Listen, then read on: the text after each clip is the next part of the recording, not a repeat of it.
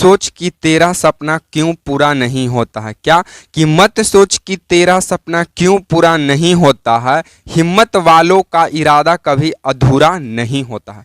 Hello नमस्कार साथियों, आप सभी को टारगेट विद नित्यम के इस चैनल में दिल खोल करके स्वागत है। जैसे में आपको लगातार पता चल रहा है कि टारगेट विद नित्यम चैनल से जीके जीएस का सीरीज दिया जाता है जो सभी परीक्षाओं के लिए महत्वपूर्ण है। आप जिस भी एग्जाम की तैयारी कर रहे हो, लाइक बीपीएससी, शिक्षक भर्ती, बिहार पुलिस, बिहार दरोगा, बिहार एसएससी, रेलवे, बैंकिंग या फिर कोई भी एग्जाम जिसमें जीके जीएस का सवाल आपसे पूछे जाते हैं, उन सभी परीक्षाओं के लिए वीडियो महत्वपूर्ण होने वाला है। महत्वपूर्ण होने का कारण क्या है कि यहाँ पे जो भी जीके जीएस के प्रश्न कराए जाएंगे उन सभी प्रश्नों का फुल डिस्कशन कराया जाएगा। ये नहीं कि शॉर्ट रिवीजन शॉर्ट टाइप में, नहीं, फुल डिस्कशन और इस तरह से कराया जाएगा जिससे आपकी आगामी परीक्षा में किसी भी जीके जीएस से संबंधित प्रश्न छूट ना पाए या फिर दिक्कत की सामना आपको करना ना पड़े। प्रश्नों से शुरुआत करने से पहले हम आपको फिर से बता दें कि यहाँ पे जितने भी जो जीके जीएस के प्रश्न उठाए हुए हैं, किस चीज़ का, जो जीके जीएस का यहाँ पे जितने भी प्रश्न उठाए हुए वे सभी प्रश्न लूसेंट बुक के प्रीवियस ईयर के आधारित पर ही मतलब कि ये सेटलमेंट किया गया है। तो ये लूसेंट बुक के प्रीवियस ईयर पर आधारित प्रश्न है जितने भी हम जीके जीएस के यहाँ पे प्रश्नों का डिस्कशन कराने वाले हैं। साथ में ये आगामी परीक्षा में पूछने की संभावना भी बनती है। इसीलिए अगर आपको वीडियो पसंद आता है तभी वीडियो को लाइक कीजिएगा, शेयर कीजिएगा एंड कमेंट कर जरूर बताइएगा कि ये वीडियो आपको कैसा लगा। अन्यथा अगर आपको डिस्कशन से आप संतुष्ट नहीं हैं तो वीडियो को अनलाइक, अनसब्सक्राइब, अनडिसलाइक, अनकमेंट कर चले जाएगा। इसमें कोई दो राय की बात नहीं है। अब चलिए हम सीधी बात, नो बकवास पे चर्चा करेंगे और सबसे पहला सवाल से हम आपको रूबरू कराते हैं। ठीक है, चलिए। सबसे पहला सवाल आपको स्क्रीन पे नजर आ रहा है और सबसे पहला सवाल आपसे पूछता है कि गंडक नदी का अन्य नाम क्या है। आपको जानकारी के लिए बता दें, अगर आपको पता है तो कमेंट बॉक्स में कमेंट कर दीजिएगा कि गंडक नदी का अन्य नाम क्या है। आपको खास जानकारी के लिए बता दें, जो गंडक नदी है, अगर हम बिहार की मैप बनाएं तो मान लीजिए यह बिहार की मैप है। ठीक है, एक सेकेंड, ये मान लीजिए बिहार की मैप है। यहाँ पे है नेपाल। नेपाल में यहाँ पे एक पर्वत श्रेणी पाया जाता है जिसका नाम है अन्नापूर्णा पर्वत श्रेणी। जिसका क्या नाम है? अन्नापूर्णा पर्वत श्रेणी नाम है और यहीं पे है नेपाल। तो यही अन्नापूर्णा पर्वत श्रेणी से एक नदी निकलती है, बीच से बह रही है गंगा। बिहार के बीचों बीच से कौन सी नदी है? गंगा। और यही अन्ना पर्वत श्रेणी से एक नदी निकलती है जिस नदी का नाम है गंडक। जिस नदी का नाम क्या है? गंडक। इसी गंडक नदी, यही वो गंडक नदी है जो नेपाल के अन्नापूर्णा पर्वत श्रेणी से बिहार के अंदर एंट्री लेती है। और ये बिहार के जिस जगह से एंट्री ले रही है उस जगह का नाम है पश्चिमी चंपारण। उस जिला का क्या नाम है? पश्चिमी चंपारण है। पश्चिमी चंपारण में भी खास उस मतलब जिला तो हो गया पश्चिमी चंपारण की, ये बिहार में पश्चिमी चंपारण जिला से एंट्री ले रहा, लेकिन पश्चिमी चंपारण में भी वो कौन सी जगह है? तो उस जगह का नाम है भैंसा लोटन जगह। उस जगह का क्या नाम है? भैंसा लोटन नामक जगह है, उसी से ये एंट्री ले रहा। तो आपसे सबसे पहला सवाल यही पूछेगा कि बताइए कि गंडक नदी बिहार के किस जिला से प्रवेश करती है बिहार के अंदर? तो हो जाएगा पश्चिमी चंपारण। पश्चिमी चंपारण में किस जगह से एंट्री ले रही है? तो भैंसा लोटन नामक जगह से। खास जानकारी के लिए बता दें कि जो गंडक नदी है बिहार में प्रवेश कहाँ से कर रही है? पश्चिमी चंपारण से। दूसरा आपसे प्रीवियस ईयर में सवाल पूछेगा कि जो गंडक नदी है ये बिहार के किस किस जिला में प्रवाह करती है? तो सबसे पहला गोपालगंज में, इसी के नीचे पश्चिमी चंपारण के नीचे गोपालगंज है, जस्ट गोपालगंज के नीचे सिवान जिला है और सिवान जिला के जस्ट नीचे में सारण जिला है। ठीक है, तो पहला पश्चिमी चंपारण से प्रवाह करती है, दूसरा गोपालगंज से, तीसरा सिवान से और चौथा सारण जिला से प्रवेश करती है। फिर ऐसे ही सारण जिला से जैसे ये प्रवेश करती है तो सारण के बाद वैशाली जिला में एंट्री लेती है और वैशाली जिला के हाजीपुर में गंगा नदी में आकर ये मिल जाती है। या हम कह सकते हैं कि वैशाली में ही गंगा नदी में आकर गंडक नदी मिल जाती है। इस तरह से ये पूरा गंडक नदी का आपका जो भी आपका चित्रण था, शैली था, वह स्ट्रक्चर आपके सामने हम प्रस्तुत कर दिए। उसके बाद सेकंड सवाल आपसे बन सकता है कि गंडक नदी का अन्य नाम क्या है, जो आपसे पूछा हुआ भी है। ये 69th बीपीएससी में पूछा हुआ सवाल था, 69th बीपीएससी में। तो इसका आंसर आपको बता दें कि जो गंडक नदी का अन्य नाम है वो है नारायणी नदी, सदा नीरा नदी, सप्त गंडक नदी और काली गंडक। तो गंडक नदी का अन्य नाम कौन कौन सा हो गया? नारायणी नदी, सदा नीरा नदी, सप्त गंडक नदी और काली गंडक, ये गंडक नदी का अन्य नाम है। और एक और जानकारी के लिए बता दें कि नेपाल में इसी गंडक नदी को शायद नारायणी भी कहा जाता है और शालिग्राम के भी नाम से जाना जाता है। तो इस खास जानकारी को भी आपको ध्यान में रखना पड़ेगा। कुछ और इससे संबंधित महत्वपूर्ण सवालों की बात करें तो वो ये है कि और 69th बीपीएससी में सवाल पूछा था कि गंडक की सहायक नदी कौन सी है। तो आपको ध्यान में दो ही रखना है। गंडक की दो सहायक नदी महत्वपूर्ण है, पहला है हरहा नदी और दूसरा है काकरा नदी। जो हरहा नदी आपको नजर आ रहा है ये बाईं तरफ से आकर मिलता है गंडक में, और काकरा नदी दाईं तरफ से आकर मिलता है। तो गंडक की दो सहायक नदी है, पहला हरहा दूसरा काकरा। तो जो हरहा नदी है ये बाईं तरफ से आकर मिलता है और काकरा नदी जो है ये दाईं तरफ से आकर मिलती है। ये गंडक की दो महत्वपूर्ण सहायक नदी है। आइए 69th बीपीएससी में पूछा हुआ भी सवाल है। चलिए नेक्स्ट सवालों की ओर हम लोग आगे बढ़ते हैं। ठीक है, चलिए आपको नेक्स्ट सवाल आपको स्क्रीन पे कुछ इस प्रकार नजर आ रहा होगा और सेकंड नंबर की सवाल हमसे पूछता है कि मेगास्थनीज का पाटलिपुत्र में आगमन कब हुआ। यानी मेगास्थनीज का पाटलिपुत्र में आगमन कब होता है, अगर आपको पता है तो कमेंट कीजिएगा, अन्यथा हम बता दें कि मेगास्थनीज का पाटलिपुत्र में आगमन 305 बीसी में होता है। कब होता है? 305 बीसी में होता है। जानकारी के लिए आपको बता दें कि ये वही मेगास्थनीज है जो यूनानी या ग्रीक शासक सेल्यूकस निकेटर का राजदूत था। किसका राजदूत था? यूनानी या ग्रीक शासक सेल्यूकस निकेटर का भेजा हुआ एक राजदूत था। और मेगास्थनीज का एक महत्वपूर्ण पुस्तक है जिसका नाम है इंडिका। जिसका नाम क्या है? इंडिका। और इसी इंडिका नामक बुक में जिक्र किया गया है किस चीज का? पाटलिपुत्र का सैन्य प्रशासन व्यवस्था का और भारत का शिक्षा प्रणाली का जिक्र किया गया है। तो मेगास्थनीज का बुक का क्या नाम है? इंडिका। मेगास्थनीज पाटलिपुत्र में आगमन कब होता है? 305 बीसी। मेगास्थनीज किसका राजदूत था? तो यूनानी या ग्रीक शासक सेल्यूकस निकेटर का। उसके बाद नेक्स्ट प्रीवियस ईयर का सवाल पूछता है कि सेल्यूकस निकेटर और चंद्रगुप्त मौर्य के बीच में युद्ध लड़ा जाता है जिसमें सेल्यूकस निकेटर की हार होती है और चंद्रगुप्त मौर्य का विजय होता है। और इसी विजय में सेल्यूकस निकेटर जो है अपनी बेटी, सेल्यूकस निकेटर का बेटी थी, क्या थी? बेटी थी, जिसका नाम था हेलेना या फिर कार्लिनिया। क्या नाम था? हेलेना या कार्लिनिया। बहुत को कार्लिनिया याद होता है और ये भी पूछा हुआ था, हेलेना नाम है। ये बिहार एसएससी का पूछा हुआ सवाल था।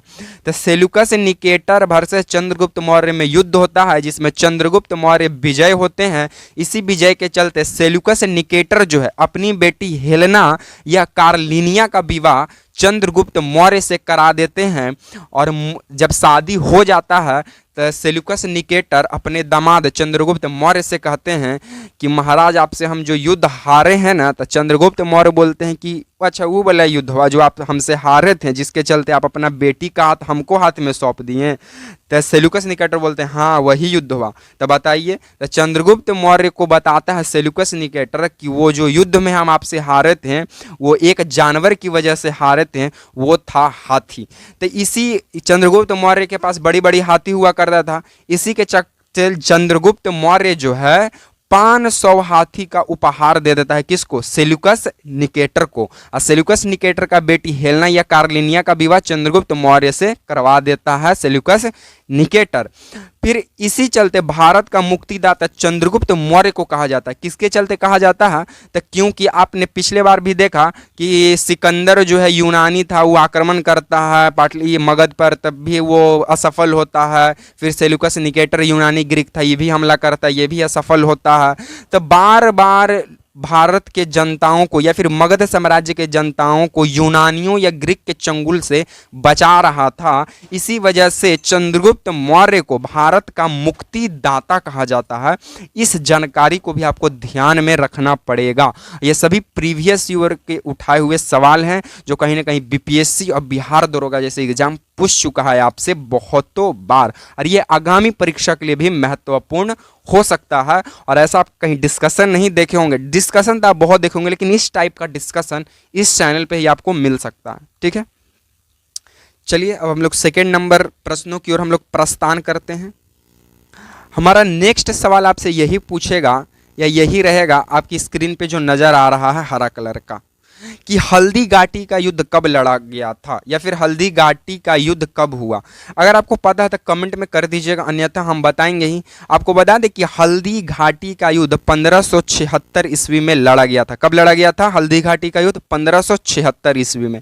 आपको खास जानकारी के लिए बता दें कि हल्दी घाटी का युद्ध दो लोगों के बीच लड़ा गया, महाराणा प्रताप और अकबर के बीच में। हल्दी घाटी का युद्ध 1576 में दो लोगों के बीच लड़ा जाता है, पहला महाराणा प्रताप और दूसरा अकबर के बीच में, जिसमें महाराणा प्रताप का जो सेनापति है हाकिम खान और अकबर का जो सेनापति है मान सिंह। देखिए, एक है हिंदू शासक, दूसरा है मुस्लिम शासक, लेकिन हिंदू शासक का सेनापति है मुस्लिम शासक, मुस्लिम लोग आदमी, और अकबर मुस्लिम मुस्लिम व्यक्ति का सेनापति है हिंदू व्यक्ति। यानी महाराणा प्रताप हिंदू थे लेकिन इनका सेनापति मुस्लिम है, अकबर मुस्लिम थे लेकिन इनका सेनापति हिंदू है। तब महाराणा प्रताप का सेनापति हाकिम खान और अकबर का सेनापति मानसिंह के बीच युद्ध लड़ा जाता है हल्दी घाटी का, जिसे युद्ध कहा गया 1576 में लड़ा गया। खास जानकारी के लिए आपको बता देता, महाराणा प्रताप का पिता का नाम था राणा उदय सिंह और महाराणा प्रताप का बेटा का नाम था अमर सिंह। महाराणा प्रताप का पिता का नाम राणा उदय सिंह, बेटा का नाम अमर सिंह। और एक और आपसे इसी से रिलेटेड सबसे वीवीआई सवाल आपसे पूछता है, तो वो ये पूछता है कि घोड़ा की इनका नाम क्या था। तो घोड़ा का नाम चेतक और हाथी का नाम राम प्रसाद। घोड़ा का नाम क्या था? महाराणा प्रताप का घोड़ा का नाम चेतक हुआ करता था और महाराणा प्रताप का हाथी का नाम राम प्रसाद हुआ करता था। तो ये तमाम जानकारी आपको हल्दी घाटी से संबंधित आपको ध्यान में रखना पड़ेगा और इसका नोट्स आप लोग बनाते चलिएगा, क्योंकि ये सभी वीवीआई सवाल हैं जो आपसे किसी न किसी के बिहार के स्पेशल एग्जाम से आपसे पूछ चुका है। ठीक है, चलिए नेक्स्ट सवालों की हम लोग प्रस्थान करते हैं। हमारा नेक्स्ट सवाल आपसे यही पूछता है कि सिमलीपाल मुख्यतः प्रसिद्ध है। सिमलीपाल किसके लिए प्रसिद्ध है? आपको जानकारी के लिए बता दें कि जो सिमलीपाल मुख्यतः किस चीज़ के लिए प्रसिद्ध है, इसका आंसर आप लोग कमेंट बॉक्स में कमेंट कीजिएगा। लेकिन आपको बता दें कि जो सिमलीपाल राष्ट्रीय उद्यान है ये उड़ीसा में है। ये कहाँ है? उड़ीसा में स्थित है। ठीक है, बाकी प्रीवियस ईयर की सवालों की बात करें तो आपसे पहला पूछ देगा भीतरकनिका प्रसिद्ध है किसके लिए? तब भीतरकनिका सबसे पहले ये समझिए कि भीतरकनिका भी उड़ीसा में है और ये प्रसिद्ध है मगरमच्छ या कछुआ के लिए। भीतरकनिका किसके लिए प्रसिद्ध है? मगरमच्छ या कछुआ के लिए। और भीतरकनिका भी राष्ट्रीय उद्यान कहाँ है? उड़ीसा में स्थित है। दूसरा आपसे प्रीवियस ईयर में पूछा हुआ था गहीर माता प्रसिद्ध है। गहीर माता प्रसिद्ध है कछुआ के लिए। खास किसके लिए प्रसिद्ध है गहीर माता? कछुआ के लिए। और गहीर माता भी कहाँ है? उड़ीसा में है। तीसरा आपसे पूछा था कि नंदन कानन प्रसिद्ध है, तो नंदन कानन राष्ट्रीय उद्यान सफेद बाघ के लिए प्रसिद्ध है और नंदन कानन राष्ट्रीय उद्यान कहाँ है? उड़ीसा में है। और नंदन कानन किसके लिए प्रसिद्ध है? सफेद बाघ के लिए। फिर कच्छ का रण आपसे पूछा था, तो कच्छ का रण गुजरात में है। कच्छ का रण कहाँ है? गुजरात में है। और कच्छ का रण राष्ट्रीय उद्यान जंगली गधा के लिए प्रसिद्ध है। ये आप वाला गधा नहीं है, ये जंगली गधा है। आप गधा वो हैं जो पढ़ते हैं, लेकिन ये जंगली गधा है जो मारता है सबके। तो कच्छ का रण में जंगली गधा के लिए प्रसिद्ध है और ये गुजरात में है। चौथा आपसे पूछ देगा गिर राष्ट्रीय उद्यान प्रसिद्ध है, तो गिर राष्ट्रीय उद्यान एशियाई शेर के लिए प्रसिद्ध है। ये आपके जैसा बाघ न है, ये शेर है। तो गिर राष्ट्रीय उद्यान कहाँ है? गुजरात में है। और ये किसके लिए प्रसिद्ध है? एशियाई शेर के लिए। तो ये तमाम जानकारी आपसे फेवरेट प्रसिद्ध में पूछता है और उसका स्थान किस राज्य में स्थित है ये भी पूछता है। तो ये तमाम जानकारी आपके सामने हम प्रस्तुत कर दिए हैं मैरून कलर से लिखकर। तो इन सभी को आप रिवीजन कर लीजिए, नोट्स बना लीजिए, जैसे भी कर लीजिए। दिमाग के खोपड़ी में 2200 दिमाग के जो 2200 हड्डी है ना उसको खोल कर रग रग में इसको बसा लीजिए, तबे जाके आपसे एग्जाम एक स्टेप आगे बढ़िएगा। ठीक है, चलिए नेक्स्ट सवालों की हम लोग प्रस्थान करते हैं। नेक्स्ट सवालों की चर्चा करें तो आपको स्क्रीन पे नजर आ रहा होगा कि अर्थ कलर से हम लिखे हैं कि सबसे अधिक लवणता वाली झील कौन सा है। तो आपको बता दें कि सबसे अधिक लवणता वाली झील सांभर झील है। कौन सा झील है? सांभर झील। ये सांभर झील इडली डोसा वाला नहीं है, ये सांभर झील वही झील है जो राजस्थान में है। कहाँ है? राजस्थान में है, जहां राजाओं का स्थान हुआ करता था, राजस्थान। सॉरी, बाकी कुछ प्रीवियस ईयर के उठाए हुए सवालों की बात करें तो आपसे प्रीवियस ईयर में पहला पूछा था कि भारत में खारे पानी का झील, तो भारत में खारे पानी का झील है चिल्का झील, जो कि उड़ीसा में है, और यह भारत का एकमात्र लैगून झील है। सबसे पहले एक लैगून वर्ड का प्रयोग किए, लैगून। लैगून का मतलब समझिए, लैगून का मतलब होता है वैसा झील जिसमें समुद्र का पानी का प्रवेश हो। तो चिल्का झील वैसा झील है जिसमें समुद्र के पानी का भी एंट्री इसमें होता है, इसलिए भारत का एकमात्र लैगून झील है चिल्का झील, जो कि उड़ीसा में है, और इसका उपाधि है कि यह भारत का खारे पानी का झील है। दूसरा आपसे प्रीवियस ईयर में पूछा था कि भारत का सबसे बड़ा झील, तो भारत का सबसे बड़ा झील बुलर झील, जो J&K में है। इसका फुल फॉर्म आप अच्छा खासा हमसे जानते हैं, आप हमसे बेहतर जानते हैं। ठीक है, तीसरा प्रीवियस ईयर में पूछा था कि पूर्वोत्तर भारत का सबसे बड़ा झील, तो पूर्वोत्तर भारत का सबसे बड़ा झील लोकटक झील है, जो कि मणिपुर में पड़ता है। सर कहाँ पड़ता है? मणिपुर में पड़ता है। और इसी लोकटक झील में भारत का एकमात्र भारत का एकमात्र तैरता हुआ झील भी लोकटक झील ही है। भारत का एकमात्र तैरता हुआ झील लोकटक झील, जो कि कहाँ है? मणिपुर में है। कुछ खास जानकारी की बात करें तो आपसे प्रीवियस ईयर में यह पूछा था कि काबुल लामजाओ राष्ट्रीय उद्यान भी लोकटक झील के अंदर स्थित है, इसीलिए जब लोकटक झील एकमात्र तैरता हुआ झील है तो ये काबुल लामजाओ पर कभी तैरेगा नहीं, तक लोकटक के अंदर है काबुल लामजाओ। काबुल लामजाओ भी लोकटक लोकटक लोकटक कोची करता है? डोलता है, हिलता है, तैरता है। और इसी काबुल लामजाओ को एक उपाधि दिया गया है कि एशिया का एकमात्र तैरता हुआ राष्ट्रीय उद्यान काबुल लामजाओ राष्ट्रीय उद्यान कहाँ है? लोकटक झील के अंदर। तो ये तमाम जानकारी आपको झील से संबंधित याद रखना पड़ेगा। 22 खोपड़िया के हड्डियां में एकदम रग रग में घुसा दीजिए, तब हम मान लेंगे कि आप हैं। बाकी आज को हम सीरीज को यहीं पे समाप्त द एंड करेंगे। बाकी वीडियो आपको पसंद आया हो तो थैंक्स फॉर वाचिंग वीडियो एक हार्ट के साथ। बाकी और भी वीडियो पसंद आए तो वीडियो को लाइक, वीडियो को शेयर एंड चैनल को सब्सक्राइब करना मत भूलिएगा। इसी तरह के सीरीज के साथ आपसे मिलेंगे नेक्स्ट वीडियो में। तब तक के लिए आप तमाम साथियों को जय हिंद।